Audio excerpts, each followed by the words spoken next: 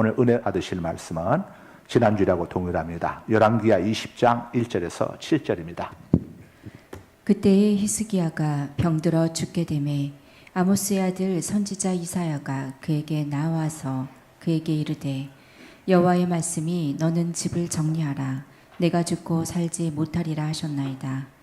히스기야가 낯을 벽으로 향하고 여호와께 기도하여 이르되 여호와여 구하오니 내가 진실과 전심으로 주 앞에 행하며 주께서 보시기에 선하게 행한 것을 기억하옵소서 하고 히스기야가 심히 통곡하더라. 이사야가 성읍 가운데까지도 이르기 전에 여호와의 말씀이 그에게 임하여 이르시되 너는 돌아가서 내 백성의 주권자 히스기야에게 이르기를 왕의 조상 다윗의 하나님 여호와의 말씀이 내가 내 기도를 들었고 내 눈물을 보았노라. 내가 너를 낫게 하리니 내가 3일 만에 여호와의 성전에 올라가겠고 내가 내 날에 15년을 더할 것이며 내가 너와 이 성을 아수르 왕의 손에서 구원하고 내가 나를 위하고 또 내 종 다윗을 위함으로 이 성을 보호하리라 하셨더라. 이사야가 이르되 무화과 반죽을 가져오라 하매 우리가 가져다가 그 상처에 놓으니 나으니라. 아멘. 아멘. 자, 응답해 주시는 하나님. 자, 2부작이라고 했죠. 오늘 2부 순서가 되겠습니다. 지난주에 남유다 왕 히스기야에 대해서 말씀을 드렸습니다. 남유다 왕 히스기야는 다윗의 직계 후손으로 남유다 12번째 제12대 왕입니다. 히스기야는 25살에 왕위에 올랐습니다. 그리고 즉위 14년이 되던 히스기야가 39살 되던 해 남유다에는 감당할 수 없는 내후 외환이 임하게 됩니다. 외적으로는 당시 중근동의 신흥 강국이었던 아수르의 사네립 왕이 18만 5천 명의 군사들을 이끌고 남유다를 침공해 와서 예루살렘을 포위해버렸습니다. 그리고 히스기야에게 항복을 요구했습니다. 내적으로는 히스기야는 악성 피부암, 불치병에 걸려 있었습니다. 궁안의 어이들도 또 궁안의 어떤 약으로도 도무지 고칠 수 없는 그런 병이었습니다. 더구나 당시 히스기야에게는 후사를 맡길 자식도 없었습니다. 그런 절체절명의 상황 속에서 히스기야가 이사야 선지자를 통해서 하나님께로부터 하나님의 메시지를 받았는데 메시지의 내용이 아주 절망적이었습니다. 메시지의 내용은 이렇습니다. 히스기야야, 내가 지금 겪고 있는 이 병으로 너는 죽게 될 것이다. 내가 죽고 난 다음에 나라에 혼란이 없도록 후계자를 세우도록 하라 하는 이런 하나님의 메시지를 받아 들었습니다. 그러나 히스기야는 포기하지 않았습니다. 내 생명을 거두시는 이가 하나님이시라면 또 살려주신 이도 하나님이시지 않겠는가? 하나님께서 살려주시고다 하신다면 내 목숨을 연장시켜 주시지 않으시겠는가? 히스기야는 이런 긍정적인 믿음을 품고 하나님 앞에 간절히 기도했습니다. 우리가 믿고 섬기는 우리 하나님은 우리를 죽이시기도 하시고 살리시기도 하시며 우리를 가난하게도 하시고 부하게도 하시는 전능자이시죠. 사무엘상 2장 6절에서 7절입니다. 여호와는 죽이기도 하시고 살리기도 하시며 스올에 내리게도 하시고 거기에서 올리기도 하시는도다. 여호와는 가난하게도 하시고 부하게도 하시며 낮추시기도 하시고 높이기도 하시는도다. 아멘. 그래서 히스기야 왕은 포기하지 않고 하나님께 간절히 기도했습니다. 히스기야가 얼굴을 나철벽으로 향하고 기도하는 것은 세상의 그 어떤 것도 의지하지 않고 오직 하나님만 의지하겠다고 하는 히스기야의 믿음의 고백을 보여주는 모습이죠. 히스기야는 온 힘을 다해서 하나님께 통곡하며 부르짖었습니다. 기도도 여러 가지 모양이 있죠. 그냥 주시려면 주시고 마시려면 마십시오 하는 이런 마음을 갖게 되면 기도의 간절한 기도가 나올 수가 없죠. 그러나 하나님께 반드시 도움을 받아야겠다고 하는, 하나님의 은혜를 입어야겠다고 하는 간절한 믿음이 있게 되면 히스기야처럼 이렇게 체면 위신 가리지 아니하고 하나님 앞에서 통곡하며 부르짖게 되는 것, 부르짖게 되는 법입니다.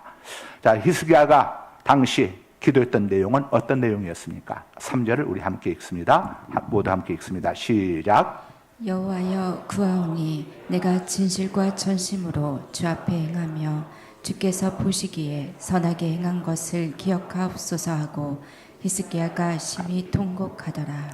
히스기야가 이와 같이 기도한 것은 자기의 공로를 자랑하기 위해서가 아닙니다. 하나님의 긍휼하심과 은혜를 구하기 위해서였습니다. 그러니까 히스기야는 왕위에 즉위한 이후 하나님 보시기에 선한 삶을 살아왔음을 알 수 있습니다. 쉽게 말해서 히스기야가 범죄해서 히스기야와 이 남유다의 내후 외환의 환란이 임한 것이 아님을 우리가 알 수가 있는 거죠. 히스기야처럼 하나님 보시기에 아름다운 삶을 살아온 사람에게도 이해할 수 없는 고난과 환란이 있음을 엿볼 수 있습니다. 우리는 고난이 하나님께 징계받을 만한 잘못을 범한 사람에게만 임하는 것으로 오해하기 쉽습니다. 그런데 성경에 보면 전혀 그렇지 않습니다. 여러분 욥을 보십시오. 욥이 얼마나 의로운 사람이었습니까? 그런데 하루아침에 7 아들과 3 딸을 다 잃어버렸습니다. 그리고 모든 재물들은 전부 다 강도질 당하고 도둑질 당해버렸습니다. 더구나 본인은 악성 피부병에 걸려가지고 아내마저 욥을 저주하면서 떠나갔습니다. 요셉을 보십시오. 요셉이 하나님 앞에서 어떤 범죄를 저질렀습니까? 그렇지 않음에도 불구하고 피를 나눈 이복 형제들에 의해서 인신매매를 당하고 충성을 다했건만 또 여주인의 음해로 감옥까지 또 들어갔습니다. 오히려 고난과 환난은 하나님께서 특별히 사랑하는 자에게 특별한 복을 주시기 위해서 주시는 고난과 환난을 가면을 쓴 축복임을 우리가 성경을 통해서 발견할 수 있습니다. 지금 혹시 여러분 가운데 고난과 환난이 계속되고 있다면 절대로 낙심하거나 절망하거나 슬퍼하지 마시기 바랍니다. 히스기야 왕은 하나님께 사망 선고를 받았음에도 포기하지 않았습니다. 눈물로 간절히 하나님 앞에 기도했습니다. 자, 이 히스기야의 간절한 통곡 어린 기도에 우리 하나님께서 어떻게 반응하셨겠습니까? 자, 4절에서 5절을 함께 보시겠습니다. 함께 읽습니다. 시작. 이사야가 성읍 가운데까지도 이르기 전에 여호와의 말씀이 그에게 임하여 이르시되 너는 돌아가서 내 백성의 주권자 히스기야에게 이르기를 왕의 조상 다윗의 하나님 여호와의 말씀이 내가 내 기도를 들었고 내 눈물을 보았노라. 내가 너를 낫게 하리니 내가 3일 만에 여호와의 성전에 올라가겠고. 히스기야의 기도에 하나님께서 신속하게 응답해 주셨습니다. 히스기야의 간절한 기도가 하나님의 계획을 바꿔버린 것이죠. 하나님께서 당신이 선포하신 말씀을 뒤집어 버리실 겁니다. 옛말에 남아일은 중천금이라고 했는데 하나님께서 당신이 하신 말씀을 이렇게 뒤집는다고 하는 것은 어찌 보면 이해가 쉽게 가지 않죠. 자, 그렇다면 왜 하나님께서는 이사야 선지자를 통해서 히스기야에게 죽음을 선고하셨겠는가? 한번 하나님의 의도를 우리가 한번 생각해 볼 필요가 있습니다. 이것은 하나님께서 처음부터 히스기야를 죽이실 마음이 없으셨음을 우리에게 보여주고 있습니다. 다시 말해서 하나님께서 히스기야에게 사망 선고를, 사형 선고를 내리신 것은 히스기야의 믿음을 시험해 보시기 위함이었음을 엿볼 수가 있는 거죠. 우리 하나님은 당신의 백성을 시험해 보십니다. 이때의 시험은 믿음을 테스트하신 다음에 더 큰 복을 주시기 위한 하나님의 섭리인 것이죠. 창세기 22장은 하나님께서 아브라함을 시험하시려고 독자 이삭을 모리아산에 가서 번제로 바치라고 이렇게 요구하시죠. 하나님은 독자 이삭의 죽음을 원하신 게 아닙니다. 독자 이삭을 바치라고 하는 하나님의 명령에 아브라함이 어떻게 반응하는지, 아브라함의 믿음을 시험해 보시기 위해서 독자 이삭을 바치라고 하는 것이지, 독자 이삭을 하나님께서 정말 죽이시기를 원하셔서 하셨던 건 아니죠. 또 마태복음 15장에 보게 되면 가나안 여인이 귀신 들린 자기 딸 문제로 예수님을 찾아와서 도움을 요청했을 때에 예수님이 뭐라고 이야기합니까? 그야말로 막말을 하시죠. 주인의 상에 있는 것을 개들에게 던져줌이 마땅하지 아니하도다. 이렇게 말씀을 하시죠. 자, 예수님 누구십니까? 전지하시고 전능하신 창조주 하나님 아니십니까? 창조주 하나님께서 인간의 죄를 해결해 주시기 위해서 인간의 몸을 입으시고 이 땅에 오신 성자 하나님이 바로 예수 그리스도이십니다. 그런데 그 예수님께서 가나안 여인을 향하여 너는 개다고 이렇게 이야기합니다. 이건 정말 가나안 여인을 개 취급하시는 것이 아니라 가나안 여인이 예수님께 대해서 어떻게 반응하는지, 자, 그런 수모를 당하면서도 자기 딸을 고치고자 하는 믿음을 끝까지 포기하지 않는지 가나안 여인의 믿음을 예수님이 달아보신 겁니다. 그때 가나안 여인이 주님 옳습니다. 그러나 개들도 주인의 상에서 떨어지는 푸스레기를 얻어먹나이다. 이렇게 반응을 하죠. 그러자 예수님이 뭐라고 하십니까? 여인이여 여자여 내 믿음이 크도다 하는 순간, 자, 이 여인의 딸에게서 귀신이 쫓겨나갔다고 성경이 우리가 알려주고 있습니다. 하나님이 히스기야에게 이사야 선지자를 통해서 이런 선포하신 것은 히스기야의 믿음을 시험해 보신 겁니다. 히스기야가 어떻게 반응한지를 테스트해 보신 것이죠. 성경 속에 이런 모습들이 나오고 있습니다.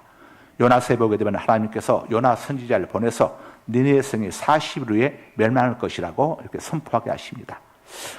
자, 요나가 니느웨 성 멸망을 선포하고 난 다음 그 이스라엘 백성들이 니느웨 백성들이 어떻게 반응하는지를 하나님께서 쭉 지켜보십니다.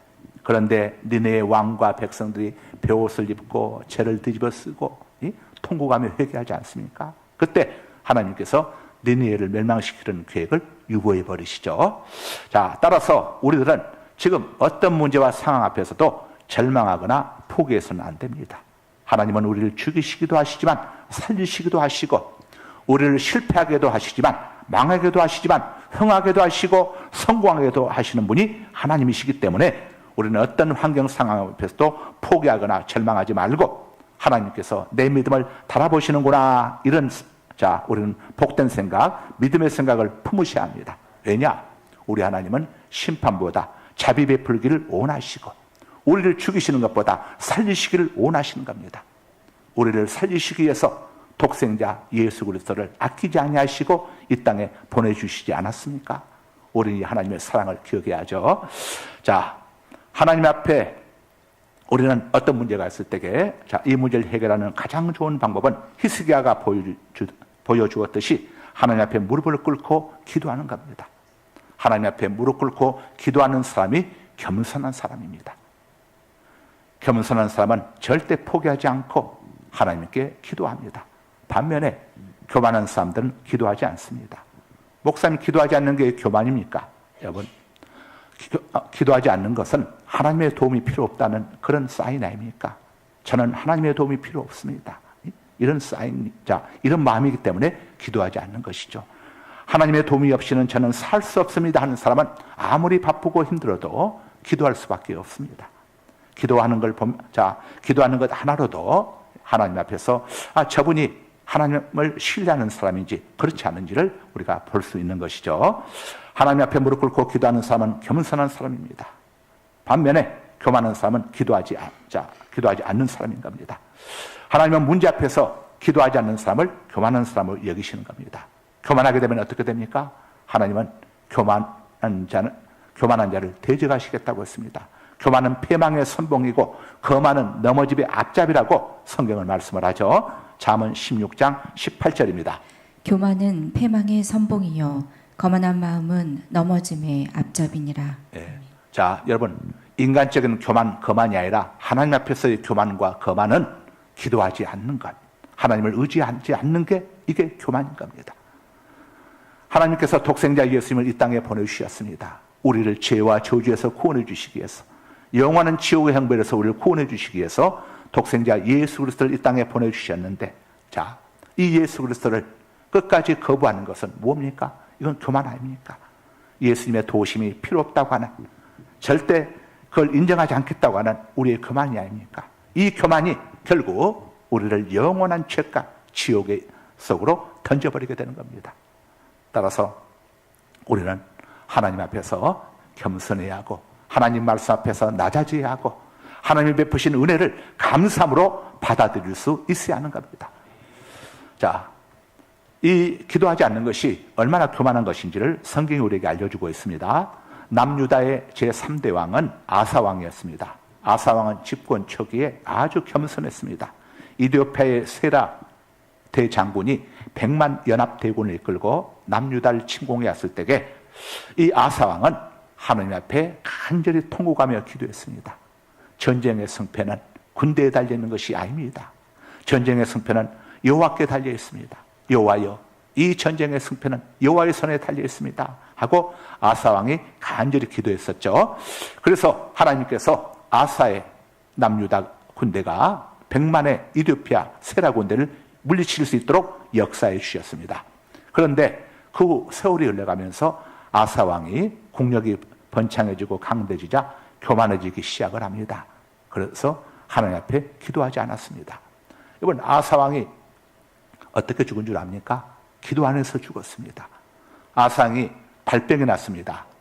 그런데 아사왕이 하나님 앞에 기도하지 않고 의사들만 의지하다가 하나님의 진노로 죽고 말았습니다. 그 당시의 상황을 성경이 이렇게 알려줍니다. 역대하 16장 12절에서 13절입니다. 아사가 왕이 된 지 39년에 그의 발이 병들어 매우 위독했으나 병이 있을 때에 그가 여호와께 구하지 아니하고 의원들에게 구하였더라. 아사가 왕위에 있은 지 41년 후에 죽어 그의 조상들과 함께 누우매. 아멘. 아사왕이 발병에 걸렸습니다. 이번 발병에 걸린 것이 별것 아닌 것 같아 보이죠. 저는 발병에 걸려서 죽나 싶었는데 제가 지난번에 얼마 전에 족저근염을 한번 앓고 나서 발병이 얼마나 무서운지를 알았습니다. 다행히 하나님 은혜로 하나님이 저를 이제 고쳐주셔서 제가 좀 이제는 자유로워졌는데 이 발병이 나니까 움직이기도 쉽지가 않고, 그래서 전에는 헌금 애물을 밑에 내려가서 제가 받았는데 올라오라고 한 이유가 이거 족저근염 때문에 아주 험별하게 났습니다.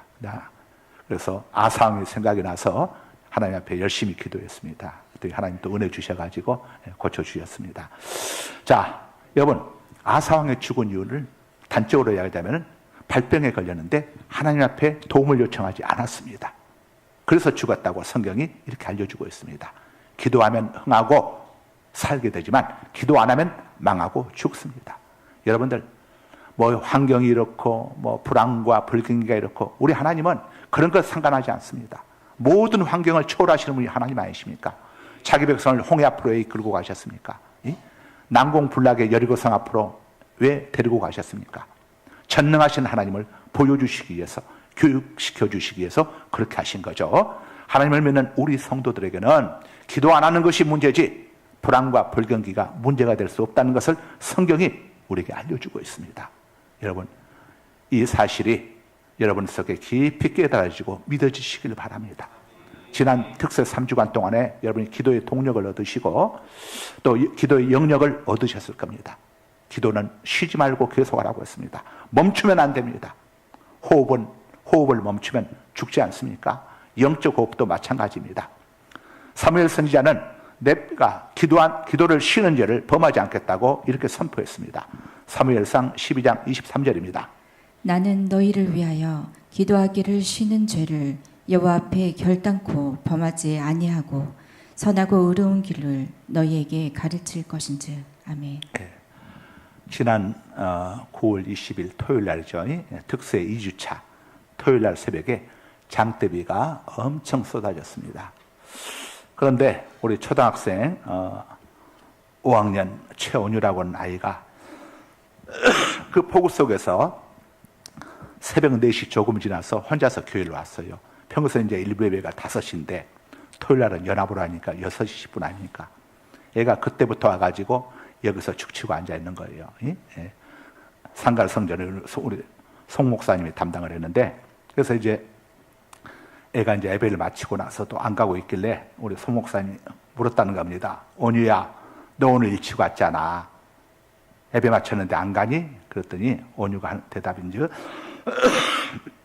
목사님, 저 기도하고 갈 거예요. 여러분, 이 초등학교 아이가 이런 대답을 하는 게 이게 쉽게 할 수 있는 대답이 아니죠.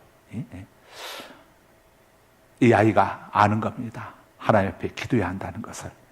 여러분, 기도 안 하면 죽고 기도하면 살고 흥하고 회복된다고 하는 이 사실이 여러분 믿음 속에 깊이 심어지기를 주님의 이름으로 당부드립니다. 하나님은 이사야 선지자를 통해서 히스기야에게 말씀을 주셨습니다. 내가 내 기도를 들었다. 그리고 내 눈물을 보았다. 내가 너를 살려줄 것이다. 사후로 성전에 올라가게 해주겠다. 그러면서 어떤 복을 주십니까? 6절을 함께 읽으시겠습니다. 시작. 내가 내 날에 15년을 더할 것이며 내가 너와 이 성을 아수르 왕의 손에서 구원하고 내가 나를 위하여 또 내 종 다윗을 위함으로 이 성을 보호하리라 하셨더라. 자, 히스기야는 병에서 낫기만을 구했는데 하나님께서는 히스기야에게 15년간 수명을 연장해주고 예루살렘을 포위하고 있는 18만 5천 명의 아수르 군대로부터 남유다를 구원해주고 히스기야의 권위를 높여주겠다고 약속하셨습니다. 그래서 하룻밤 사이에 18만 5천 명 아수르 대군을 하나님의 천사가 괴멸시켜버리죠. 그 사실로 인해 가지고 중근동에는 모든 나라들이 히스기야 왕에게 공물을 바치면서 히스기야의 입지가 하루 순간에 어마어마하게 높아지게 되어집니다. 우리 하나님 앞에 히스기야가 한 일은 딱 한 가지였습니다.